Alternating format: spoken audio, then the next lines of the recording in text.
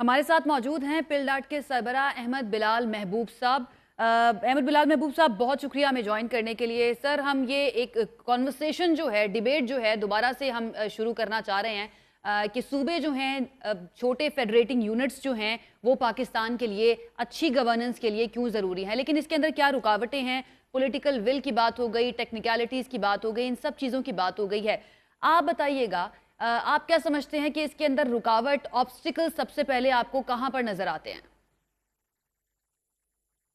बहुत शुक्रिया। देखिए, इसके बारे में तो बड़ी वसी तर इत्तफाक राय की जरूरत होती है, क्योंकि हमारी जो कॉन्स्टिट्यूशन की रिक्वायरमेंट है वो ये है कि इसमें जिस सूबे की हदूद में तब्दीली हो रही हो उसकी भी 2/3 मेजोरिटी चाहिए, उसकी सूबाई असम्बली की, और उसके बाद फिर कौमी असम्बली में भी 2/3 मेजोरिटी चाहिए और सेनेट में भी 2/3 मेजोरिटी चाहिए। और अगर एक से ज्यादा सूबों के बॉर्डर्स में तब्दीली हो रही हो तो फिर इसका मतलब है कि उन तमाम सूबों के असम्बलियों की 2/3 मेजोरिटी चाहिए। तो this is a near impossibility. ये हो सकता है लेकिन ये बहुत ही मुश्किल काम है। तो इसलिए सबसे बड़ी रुकावट तो यही है कि इसमें इतनी बड़ी इत्तफाक राय पैदा होगी तो सूबों के हदूद तब्दील होंगे, तो इत्तफाक राय होता हुआ नजर नहीं आ रहा।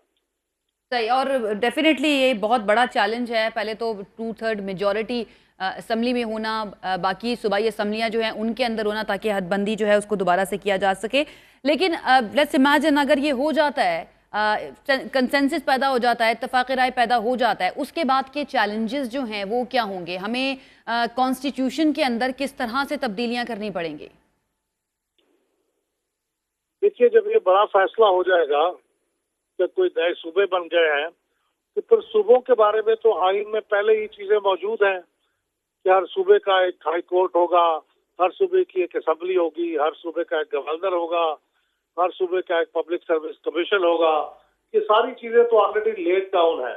ये बताइएगा सर, हम अपने इर्द गिर्द अगर देखें, अपने पड़ोसी ममालिक में देख लें या दीगर ममालिक की तरफ देखें, तो वहां पर आबादी कम लेकिन सूबे बहुत ज्यादा हैं और वो वेलफेयर स्टेट्स हैं। तो क्या ऐसा नहीं हो सकता कि वहां से हम एक मॉडल उठा लें और उसके ऊपर अमल दरामद करते हुए पाकिस्तान के अंदर भी चीजें जो हैं वो कहीं से तो शुरू करें, बेबी स्टेप्स तो हम लेना शुरू करें? इंडिया ने उनके 14 जब स्टेट्स होते थे जो अब 28 से ज्यादा हो गए हैं, तो उन्होंने एक कमीशन कायम किया था।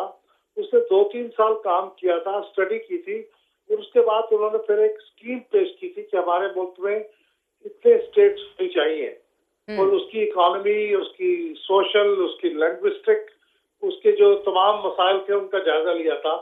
तो फिर वो स्कीम जब पार्लियामेंट में आई थी, उस पर बहस हुई थी, पार्लियामेंट ने फिर नए मंसूबों पर सूबों की मंजूरी दी थी। तो अगर हमें कुछ काम इस तरह करना भी है तो पार्लियामेंट को चाहिए कि एक कमीशन कायम करे, वो तफसील के साथ इसका जायजा लेके अपनी तजावीज पेश करे और फिर पार्लियामेंट उसके ऊपर काम करे।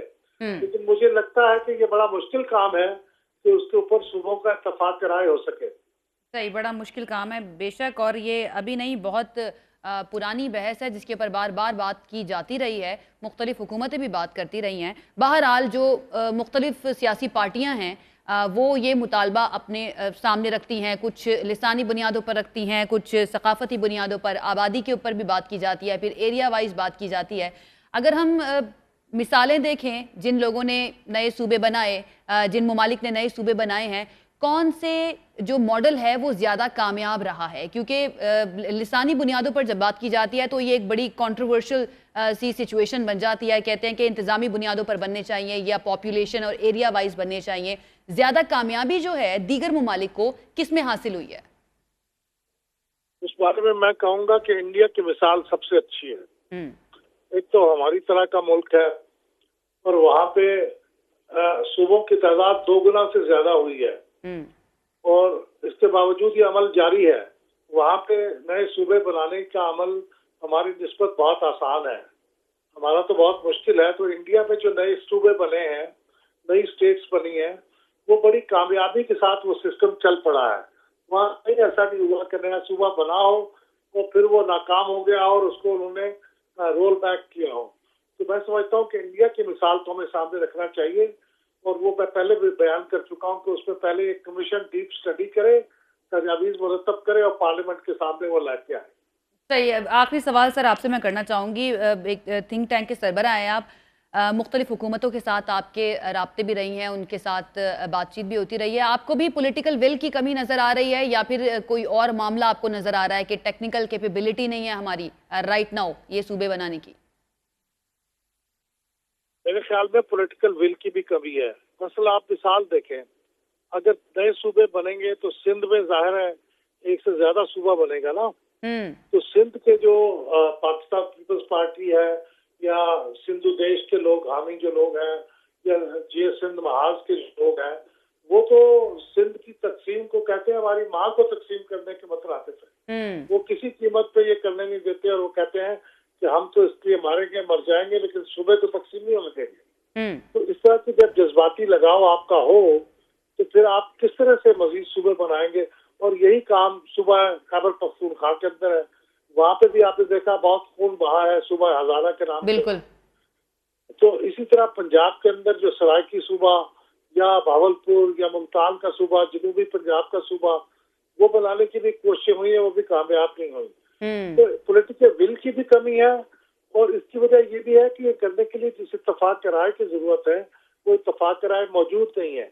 इत्तफाक राय के अलावा उसके लिए जो होमवर्क की जरूरत है वो होमवर्क भी हमने नहीं किया हुआ, सिर्फ जज्बाती बातें कर रहे हैं। होमवर्क नहीं किया हुआ, सिर्फ जज्बाती बातें ही की जाती हैं और इसके ऊपर बात तमाम सियासी जमातें करती हैं, लेकिन अमली तौर पर कुछ नहीं होता है। अहमद बिलाल महबूब साहब पिलडाट सरबराह हमारे साथ मौजूद थे और वो अपना टेक्निकल ओपिनियन और क्यों पाकिस्तान में मुश्किल है नए सूबे बनना, नए फेडरेटिंग यूनिट्स बनना, उसके बारे में हमसे बात कर रहे थे।